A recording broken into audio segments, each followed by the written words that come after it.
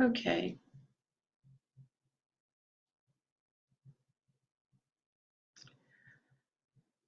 Hope everybody is doing well. Hi, Steve. Long time.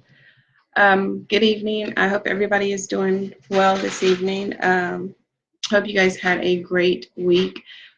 Please look over me in regards to my deliverance tonight because my head is somewhat everywhere, like literally everywhere. I was trying to um, get the documents together for the autopsy and the comparison thereof of the autopsy, and I kind of just blew my mind away today with some of the things that I was researching and reading, and so um, it just kind of took me. So I'm not going to be doing the autopsies tonight. I actually wrote a couple of emails out trying to get some more support in regards to the autopsies. That's how dense they are in regards to some of the information. And I did actually had a couple of um, concerns in regards to it that I wanted to try and maybe take to another corner and have them to look at. But just know that I am working on that, and I will be bringing that information to you guys.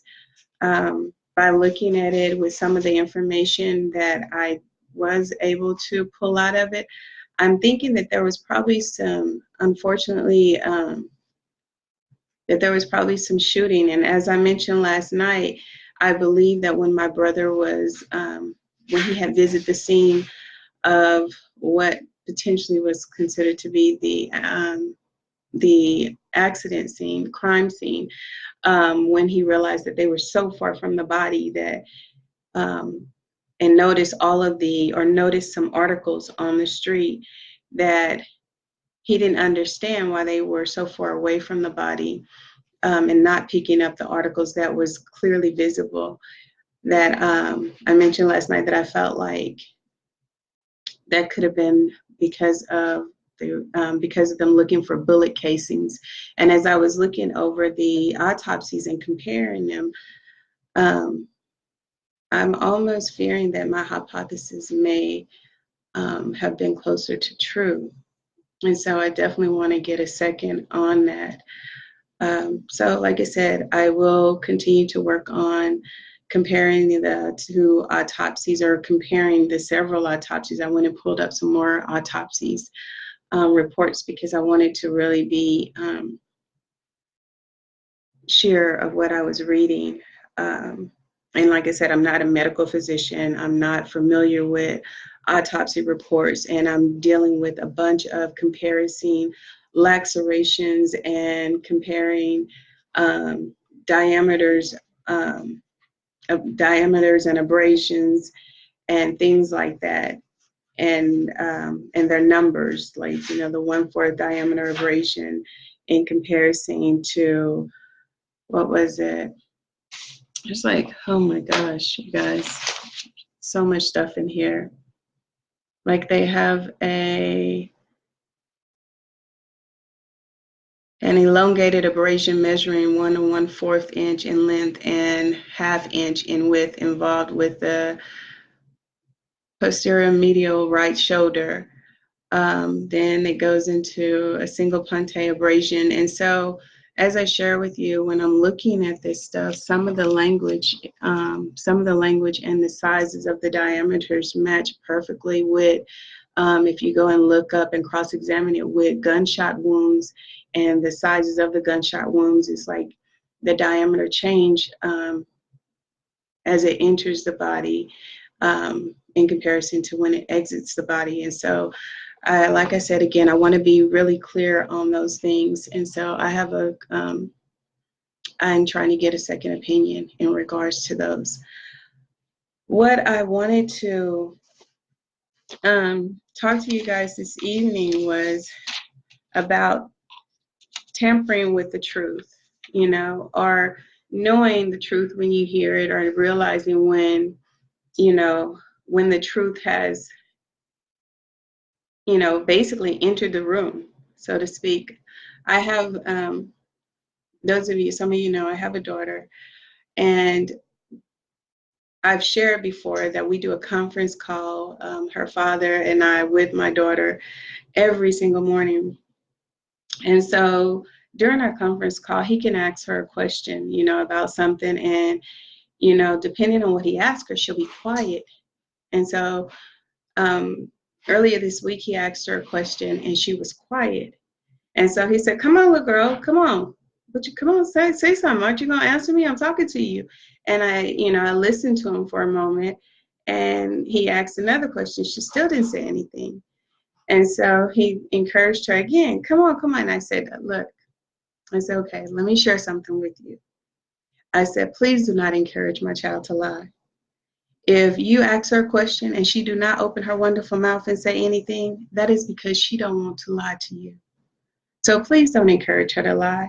Just understand that she just told you the truth in silence."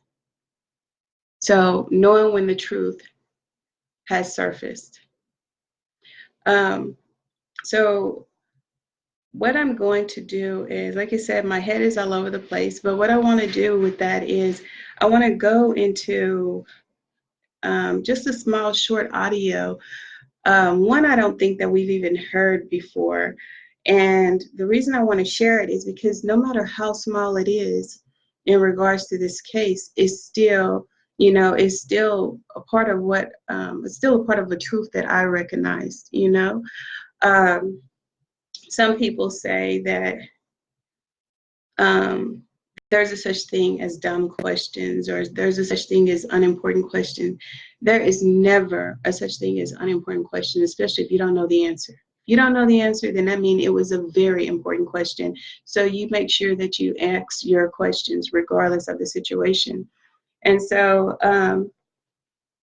this here audio is an audio I know I keep sharing, or you've heard me share throughout several of the videos, and probably even within my letters where I speak of tampering with evidence. And I don't think I've ever just went into details, even on yesterday or during the request for a citizen's arrest. I spoke of tampering with evidence, but I don't think I stopped and paused and gave an example of what I meant by tampering with evidence. So on this particular audio, I do speak of an example of tampering with evidence. And I'm going to allow you guys to, or I'm going to share this with you and give you an example of what I meant, and to also make clear that yes, it was mentioned during the process of the investigation, and it was a strong concern. So let's start out with that. And you guys have to do it this way we did yesterday. I think it turned out okay.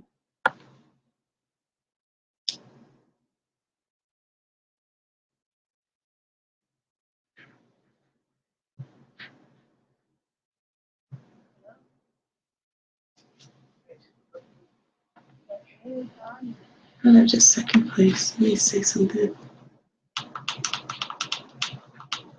Let's try this again. Hello? Hey, Christy. Yes, it is. How are you? Okay, here we go again. Hello? Here we go. Hey, Christy. Yes, it is. How are you? Hey, Christy. This is John Shepard. I've got Joyce here. She said that you tried reaching me earlier this morning. That is correct. And I'm sure you're calling about the court date on Thursday. And I wanted to let you know that Mr. Pratt called me this morning. He informed me he's got 9 cases in Camden at the same time. And so he asked for another continuance.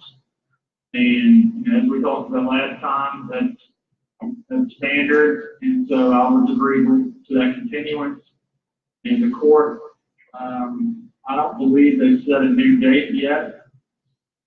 But as soon as I get the new date, I will Kathleen and myself will be in touch. Actually, there is a date, October the 18th. October 18th? Yes, ma'am. Okay. A continuance is fine. I think it's very favorable in this situation. This is a very unique situation. However, I'm going to bring a couple of things.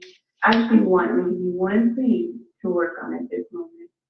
When you get a chance, I want you to go through your digital paperwork in regards to the crime pictures. And I want you to let me know when you run across the backpack and hat that was left at the church. And then I want you to share with me why it wasn't included as part of the evidence, part of the investigation, because it was his, it did belong to him. The backpack and what other item? It was a backpack and a hat, and it was left almost a mile away from his body. Okay. And I also want to know, why didn't they include from where that car was left, where she got her wonderful stuff out of the car, all the way to where that backpack and that hat was left as part of the crime scene? Because from my understanding, when Officer Sanders said what he said, he basically said to us that he assumed a location of the crime. So I also want you to, go ahead. Okay. Well, yeah, I made a note. I'll look at those two things, and as we talk again.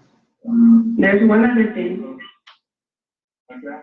I want to understand from you, in your opinion, why do you believe that the car did not have any blood on it, the crime scene had no blood on it, and neither where my brother was lying had any blood. However, my brother was bloody.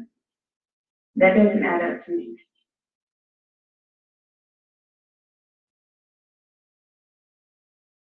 And yes, I'm questioning whether or not that's the actual crime scene.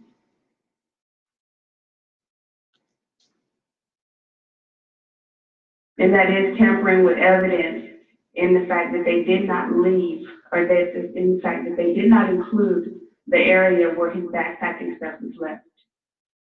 And they did not include it in the crime scene pictures. That's part of the crime scene. Okay. But I've made notes here, and, you know, as I mentioned, you know, Joyce is here, so we'll be sure to, I made notes of this, and I'll look into it.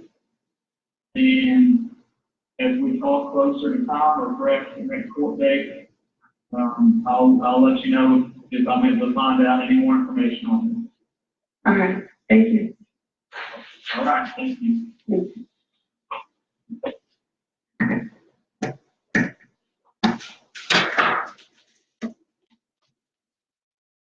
So there you have it. That was not the first time that we talked about tampering with evidence.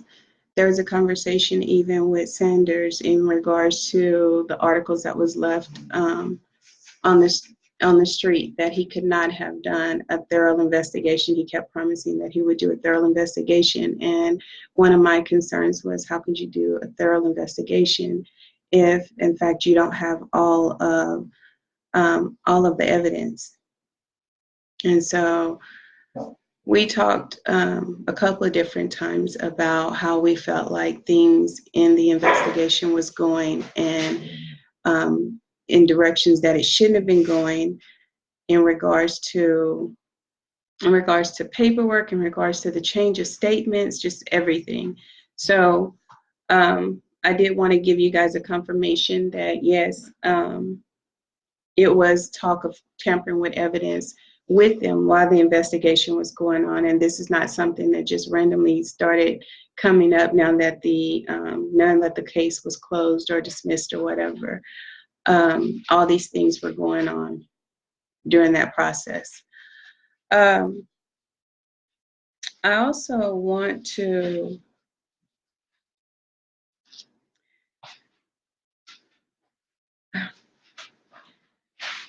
I can't help but to, I ran into a challenge this evening. I had a different direction in which I was going to go with this. And as you know, I have so many recordings. And I just want to go ahead and share that it is somewhat, and I'm just being honest, I'm human. It is somewhat disturbing to know, or concerning, I won't even go as strong as disturbing, but it is somewhat concerning to know that prior to me making it to Arkansas, I would read constantly on the Facebook, just even just open it up because I was never really a heavy Facebook person, but just upon opening up, you would read through the news threads of different, people throughout the community that was saying that there needed to be a change, that something needed to happen.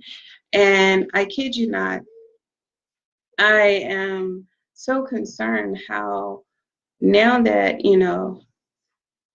now that things are changing and shifting, and they will change and they will shift because I have to believe it. If you guys don't believe it, I still have to have, I believe I have enough faith for all of you as well as myself.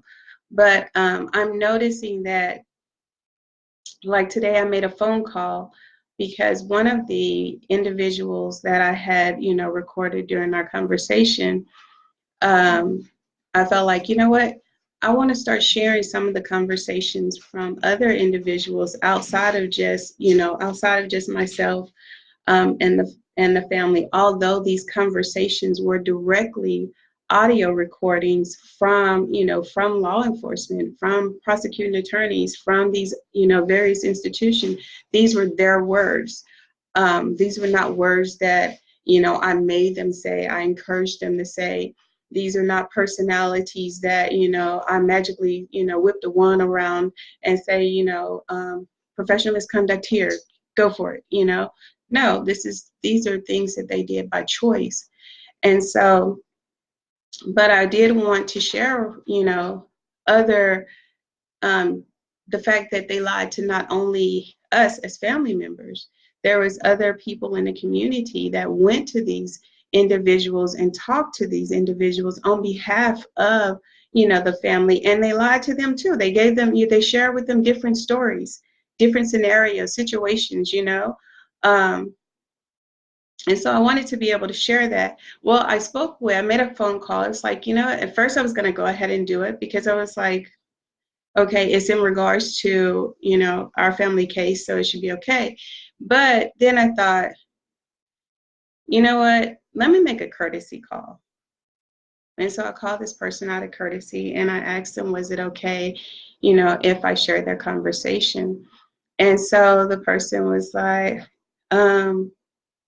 pretty much hesitant to know, let me just, she wanted to check in some things first. And in regards to that, I want to say this. Don't say things you don't, that you don't mean, because this person swore up and down that I want to do everything I can to help and this and that, and they actually supposed to be representing another entity or whatever. And then when it comes to this could be very helpful for us, and I didn't go back and forth with the wonderful person. I listened to them and I listened to them, listen to what they were saying, and I just thought, wow. But one, if I talked to you during that time and you don't want me to share your recording, and you're not of law enforcement or prosecuting attorney or any of the city and state representatives that they're supposed to be professional anyway, because you guys that you have you had a service to provide. You guys were supposed to be professional regardless. You guys were supposed to be unbiased regardless. You guys were supposed to be doing the right thing regardless.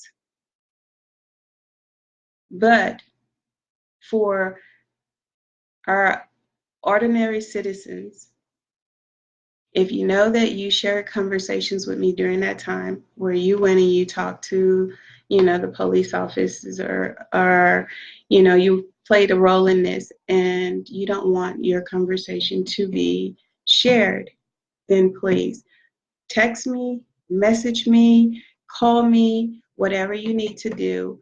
And you don't let your heart pound through your chest. It's not like I'm depending on it, to use the material. It's not like it's required for me to use it. And I do respect and understand that some people may feel like this is not a safe thing for them to do, especially with the inappropriate and the misconduct that's going on, unfortunately, in El Dorado. But do, contact me. I have had some that said, "Oh no, it's okay. It's perfectly fine." But like I said, I can totally respect someone saying, "You know what? No, I just rather not." That's fine. So, but do let me know, and out of courtesy for you, I won't. Um, the other thing is, stop breathing life into what you can't handle. That is so important. Stop breathing life into what you can't handle. Let me share what happened to me. I came to Arkansas one year to visit with my mom and, of course, my granny, and my absent parent, and for those of you, I'm talking about that other parent who decided to go live their life some other way and wasn't in the house with me, that parent, that absent parent. But the absent parent gave me a call, and not only myself, my sister too, and it was whining. Well, don't nobody love your papa, and don't nobody want to see your dad, but you travel down to see your mom, and you travel down to see your granny, but don't nobody want to come see your papa. I'm still your papa no matter what. Okay.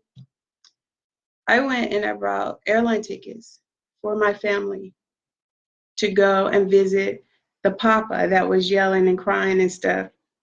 Because not only did he give me the third degree of never ever, and I had never ever visit, but his wife got on the phone. Same thing. Nobody, yeah, your papa, he just wants you guys to come see about him and stuff, and he would do anything. We would both do anything if you guys were here. So, like I said, bought airline tickets, went up there. And we get up there, actually between our layover, I called and I shared, talked to the wife, shared with her, okay, I'm on my way up, but it surprised him, all excited about it. Um, she didn't say, didn't act like there was a challenge or anything. We made it to the location and I called again, called again,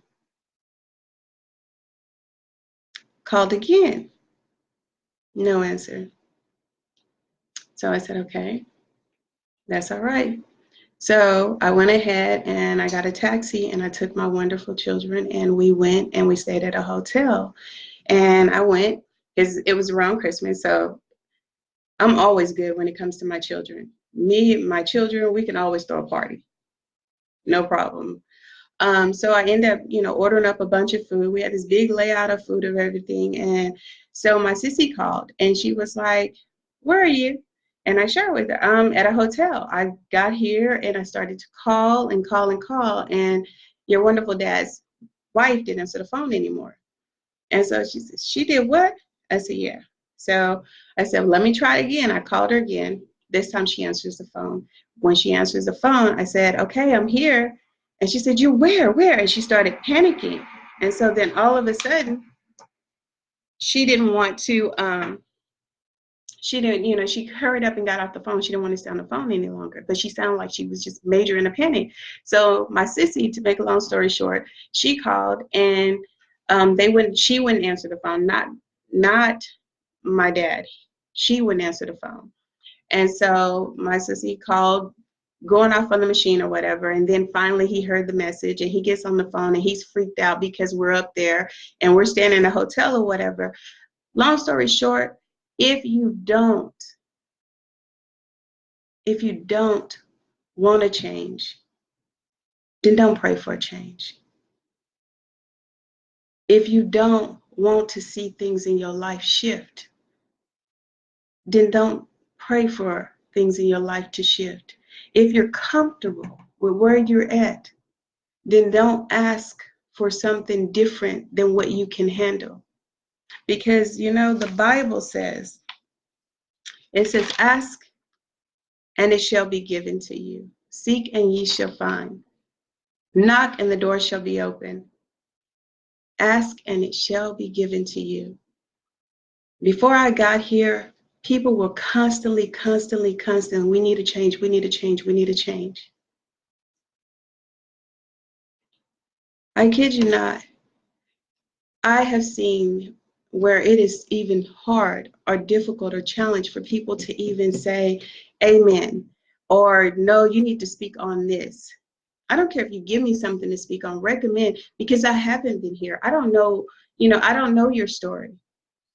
And this story is not all about our family. Unfortunately, our family is the sample of it, the example of what's wrong with the system. But we're not the only ones who are affected by the system. You're affected by the system. You live in the system every day. You live in the community. And some of you hate to walk down the street,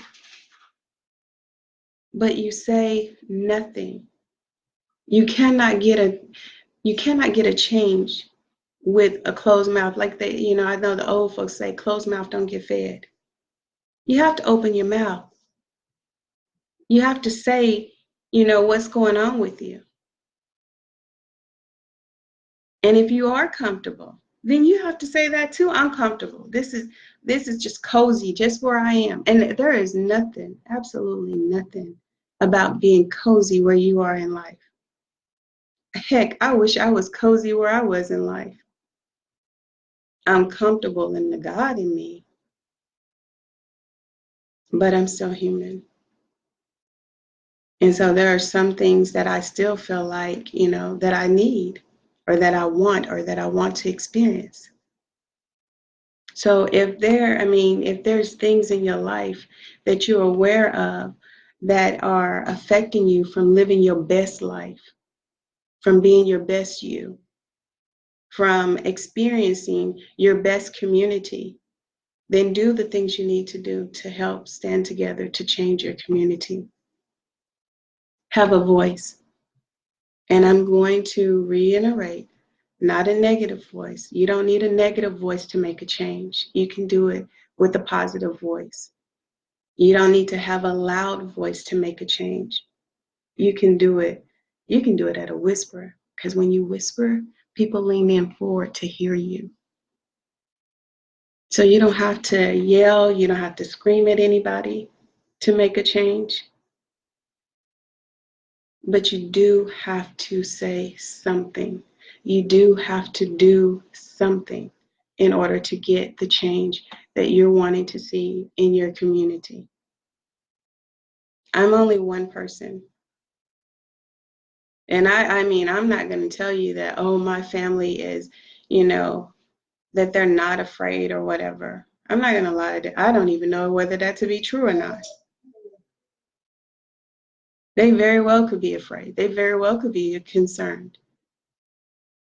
Or maybe they're walking under that umbrella of faith just like I am. And they just feel like, well, that umbrella is big enough for all of us. Because I know I have favoritism. And I have to believe that some of you guys out there do too. But you need to walk in it. You need to stand up in it. You need to wear it like a crown of glory.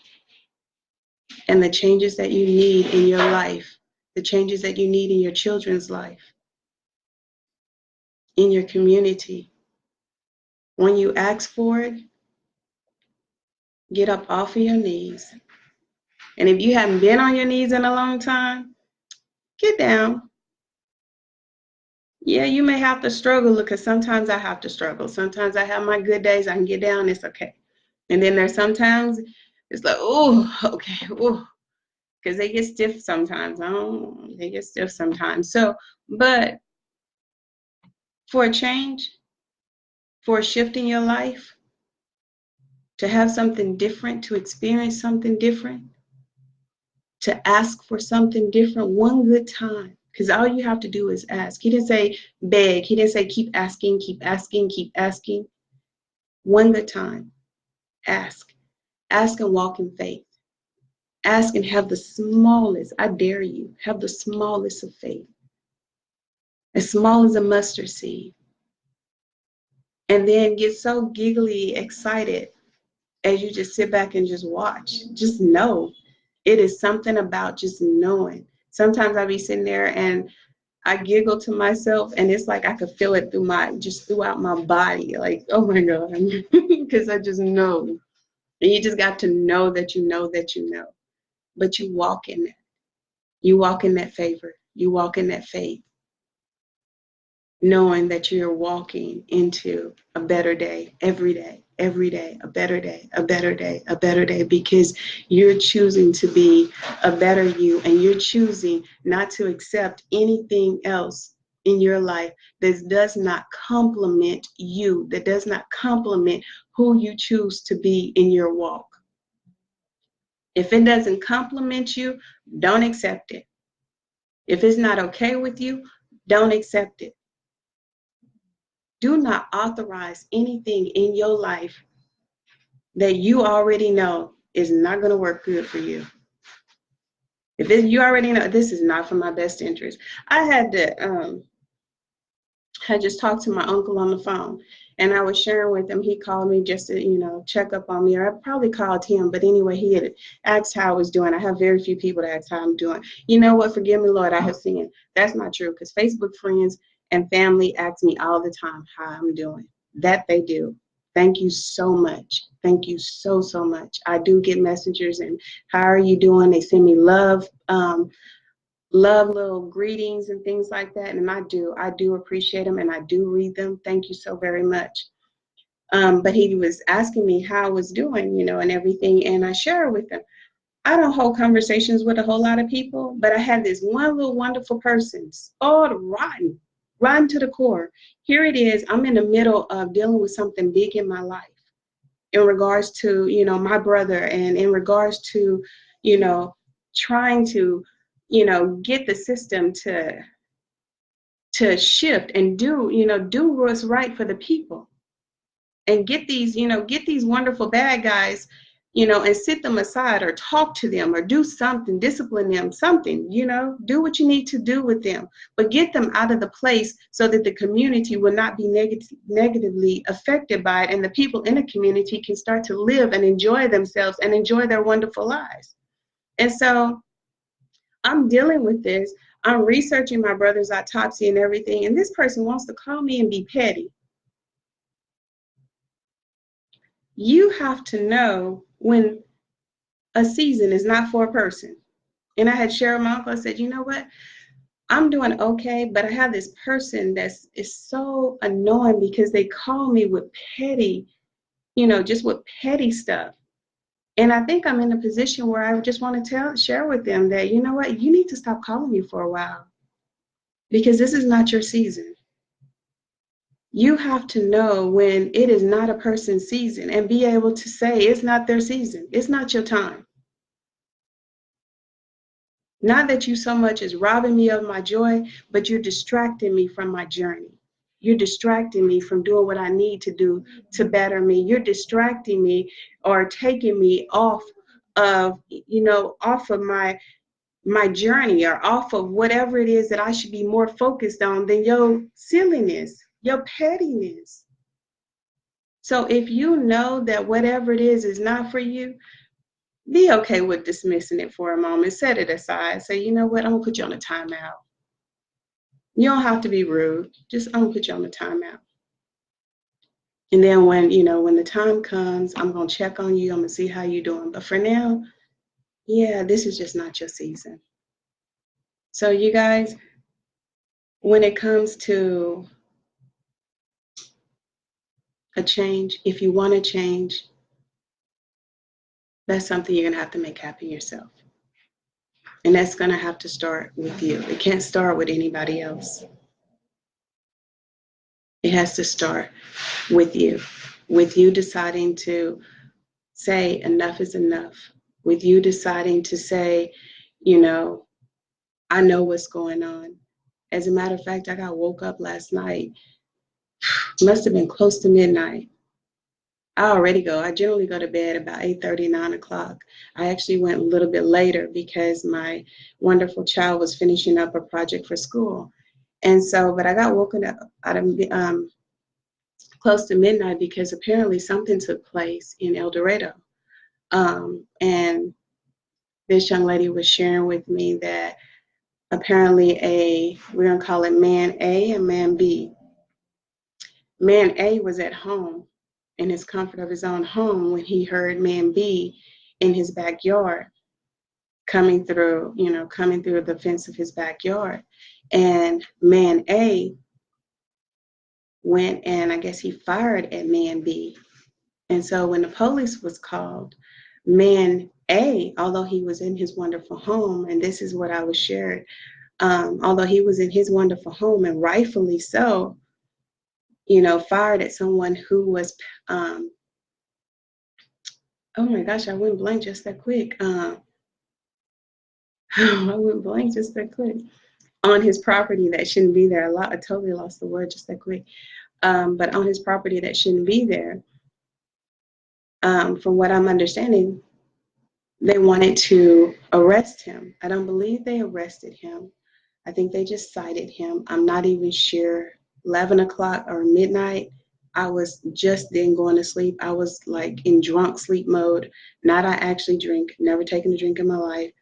But it's a sleep that comes over me that I feel so just like I have had something to drink or smoke or something, but I've never did neither one of them. And so when I'm listening to her and I'm listening to what she's sharing with me, she was disappointed because she based it on, you know, this being a white man number two or man B coming into a black man's yard and this black man shooting at him. Had it been vice versa, then the situation would have been treated differently because she said that the second man, the man that was entering the yard, did not, that they didn't say anything to him. They didn't arrest him or anything. Trespassing, there's the word, gosh. They didn't arrest him or anything for trespassing. So she was really in her feelings about this. But my thing about that, you guys, is I know for so many years, even when my generation was growing up, everything was said, and I didn't even get it. The Lord blocked my ears. I didn't hear the race stuff. I didn't get the race stuff. I loved me some white people. I'm sorry.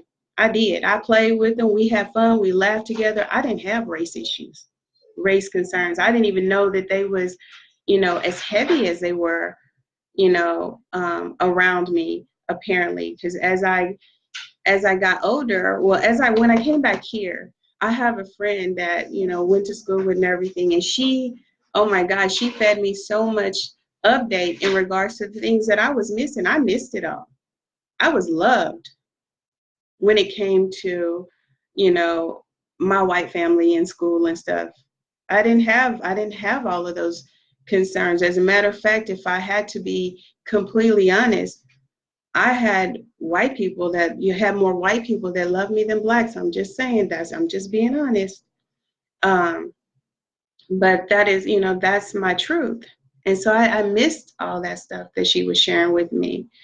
But I'm going to share with you guys, if you looked at the two cases on my page that I just posted this evening, one with, my brother and his situation, and then one with the other young lady where, unfortunately, in my brother's situation, it was and I hate talking color, but it was a white woman that hit him and killed him. And in the other case, it was a black woman that unfortunately killed a white woman.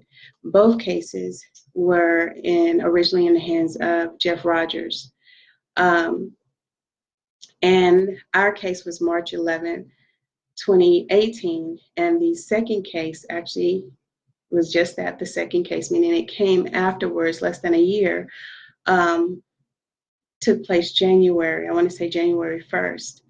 Well, I remember before that case even existed, I remember the father, my brother's dad, being so angry in regards to, the incident and how they were handling the incident and how they just was refusing to, make an arrest in regards to it and hesitated on prosecuting and the whole nine. And he literally, in all his anger and everything, he said, now, had that been a black man or black woman that hit a white woman, it'd be different, you know. And several months later, that ended up being true. But although that ended up being true, I want to say, and I hope you hear me when I say it, that has nothing to do with the color of his skin. That has nothing to do with the color of that young lady's skin. That has everything to do with the one thing they had in common. And that was the prosecuting attorney and his character. It didn't have to do with the fact that that was a black man laying there dead. It didn't have anything to do with the fact that that was a white woman laying there dead, or that that was a white woman that killed that black man, or that that was a black man that, or a black woman that killed that unfortunate white woman. It had everything to do with the character of the common thing that they shared, which is the prosecuting attorney. Everything to do with him and his character. Had he treated that same case with that same energy, had he decided to be as professional, and we can't even say, was you professional in the second case? Were you professional or were you biased? In which case did you have a good day? We have to get away from dividing ourselves amongst others just because of our skin tone. I think I said it, I want to say I said it before, but I probably was talking to, someone else or another group or whatever. When you start dividing yourselves, or when you start pointing the finger at the very essence of something that people can't change, which is the color of their skin, first of all, I'm one of those people where, I'm sorry, I'll tell you in a heartbeat, that's petty. Put your paintbrushes away, put your crayons away. You're not going to talk color to me. You're not talking color to me. You're not going to try and sell me on, the color white. And I'm talking about a white piece of paper, a white crayon, or a black piece of paper, a black crayon is responsible for anything. No, wonderful. You can go put some purple all over yourself or some green dye or whatever. And at the end of the day, regardless of whether you black, white, or purple, you're still responsible for your own actions. It has nothing to do with your wonderful color. It has everything to do with who you are as a person. And that's what we got to get. We have to get to the place where we hold people accountable for their actions based on who they are, not based on the color of their skins. With that said, you want change? Stand up for your change. Speak up for your change. If you don't, then quit asking for it. I love you guys so much. And I hope I didn't offend anyone. It was never my intentions to. And I be blessed.